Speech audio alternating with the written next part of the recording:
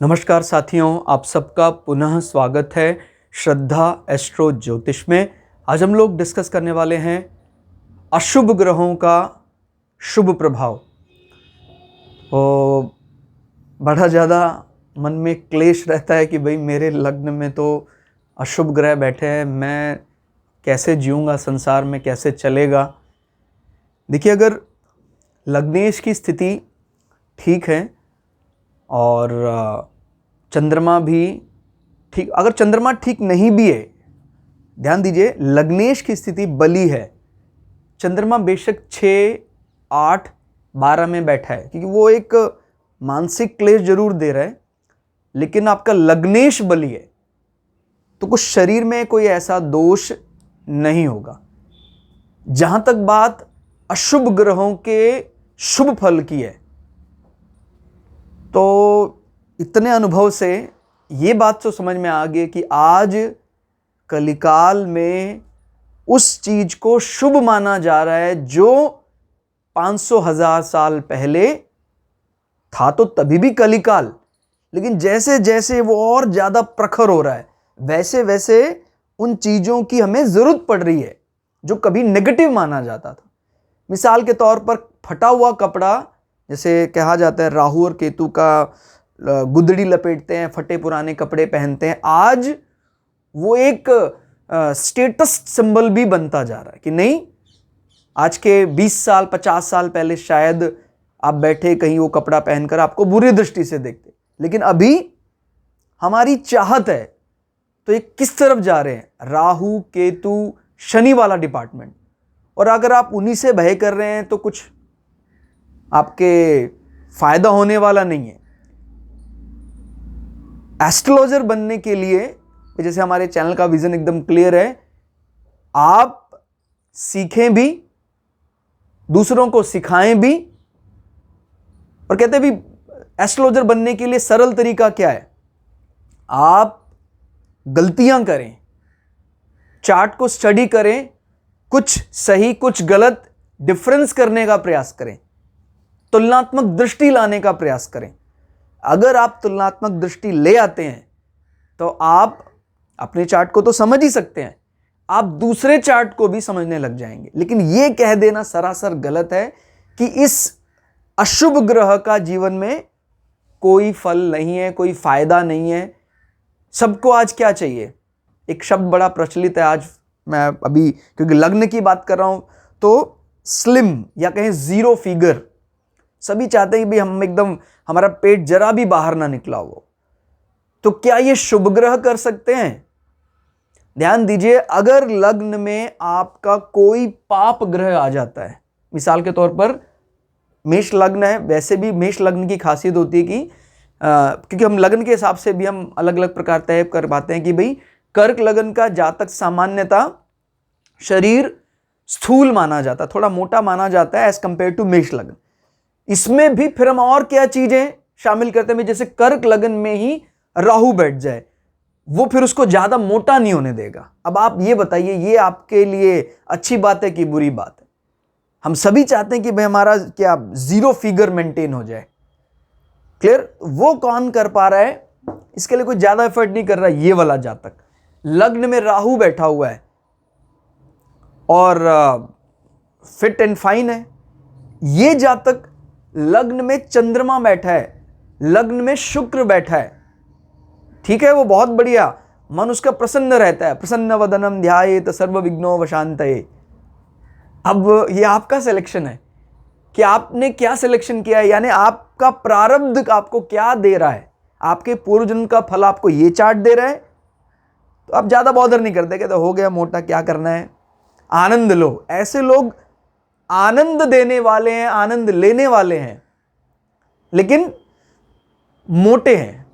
Clear हो गया? ध्यान दीजिए, लग्न में कोई पाप दृष्टि नहीं है, पाप ग्रह नहीं है, ना ही लग्नेश कहीं पीड़ित है, पूरा उभर रहा है, वो शरीर स्थूल हो गया है, मोटा हो गया है, ये कृश हो गया है। वो प्रयास कितना भी कर ले, अभी ऐसा लगता है कि मोटा होगा, फिर वो दोबारा से वैसे हो जाएगा। सभी लोग आज किसकी चाहत कर रहे हैं, आप स्वयं बताएं। आजकल ज्यादा बोल बाल कहते भाई ऐसा शरीर होना चाहिए, मतलब स्लिम, स्लिम में भी वो नसें दिख रही है, इस प्रकार का स्लिम की बात कर रहा है, वो 0 फिगर की बात कर रहा है, वो ये करने में सक्षम है। तो आप बताएं ये शुभ है या अशुभ, ये तय आपको करना है, क्योंकि हमारी सबकी अलग अलग डायरेक्टरी है। हो सकता है जिसको मैं अशुभ मान रहा हूं उसको आप शुभ मान रहे हैं, तो इसलिए वो अशुभ कह देना मात्र काम नहीं चलेगा। क्योंकि हमारे एंशिएंट बुक में सिर्फ, क्योंकि वो बायस्ड नहीं है, वो किसी के मन की बात नहीं करती है, वो स्टैंडर्ड की बात करती है कि सबको अंततोगत्वा मोक्ष की प्राप्ति चाहिए। वो उस प्रकार से उसको आधार बनाकर बात करती है कि भाई हमें घर में हार्मनी चाहिए, हमें घर में कोई क्लेश नहीं चाहिए, क्योंकि ये आदमी बहुत डिप्लोमैट है। हमें सरल चाहिए, क्योंकि सरल ही मोक्ष को जल्दी पा सकता है। लेकिन इसका क्या, सांसारिक दृष्टि से इसकी एडवांटेज ज्यादा नहीं है, इसकी एडवांटेज ज्यादा है।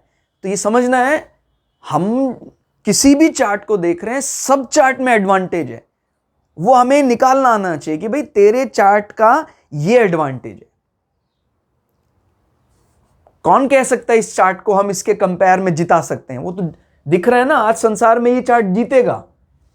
आप शत्रुओं के लिए इस चार्ट को रख दो, शत्रुओं से लड़ाई झगड़े के लिए, बिल्कुल हार कर आ जाएगा। हो सकता है रुदन भी करना शुरू कर दे, यानी वीपिंग, रोने शुरू कर दे।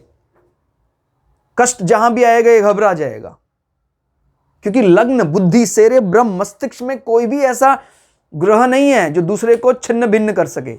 और इसके सामने कोई तो आओ। इसको अब दूसरे ढंग से देखना चाहते हैं, छठा भाव हमारा शत्रु, और छठे से 8वां भाव हमारा लग्न।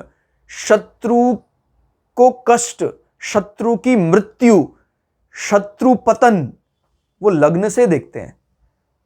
तो अब आओ ना कोई सामने, निस्तो नाबूद, खत्म। यहां पर लग्न में शुभ ग्रह बैठे हैं, यहां से गिनते हैं 8, पोलाइटली टैकल करने का प्रयास करेंगे। और इनको चंद्र का गुण जंग लड़ना नहीं माना जाता, ना ही शुक्र का गुण जंग लड़ना माना जाता है। ये भयभीत हो जाएंगे, शत्रु इनको भयभीत कर देगा। और आर जहां पर पूरी तरह बहिर्मुखी है, स्वयं से ही हमें लोहा लेना है, ये चार्ट ज्यादा कारगर दिखाई देता है। लेकिन फिर भी मैं आपको बात बोलूंगा, हम बाय द बुक जा रहे हैं, हम बृहद पराशर होरा शास्त्र या फल दीपिका की बात कर रहे हैं, वो बायस नहीं है।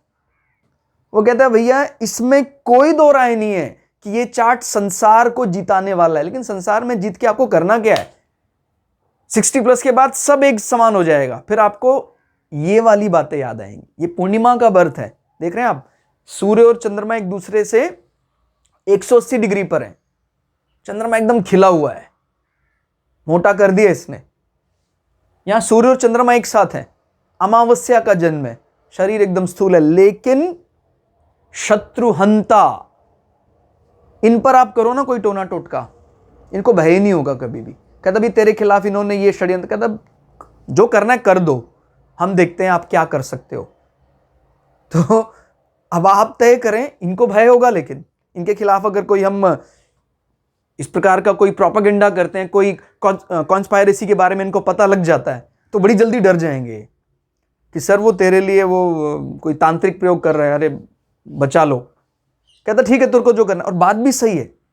मैं इसका रेफरेंस आपको दिखाऊंगा अगर आप किसी को चाहिए। अमावस्या का जातक जो जन्म हुआ है उसका एक अलग एडवांटेज है, उस पर किसी भी, अगर आप कोई ऐसा उस पर कोई मंत्र प्रहार करना चाहते हैं नहीं होगा, उसके उल्टा आप पर लगेगा, आप बचकर रहना। अगर कोई अमावस्या का जातक है उसको एक स्पेशल एडवांटेज है, किसी भी प्रकार के तमस तांत्रिक प्रयोग का उस पर असर ही नहीं होगा। तो इसीलिए ये मात्र नए कहने से काम नहीं चलेगा कि पापग्रह है, पाप, अब आप ये खुद तय करें, क्योंकि अगर हम बाय द बुक जा रहे हैं तो मोक्षा की बात कर रहे हैं। फाइनल किसको हम सबसे ज्यादा स्कोर दे रहे हैं? जो संसार में अपनी रिस्पॉन्सिबिलिटी का वहन ठीक ठाक करता है, एक आनंद स्वरूप बनाकर रहता है, और डिपार्चर ऑफ सोल जिसका सरल है, जो सरल हृदय है।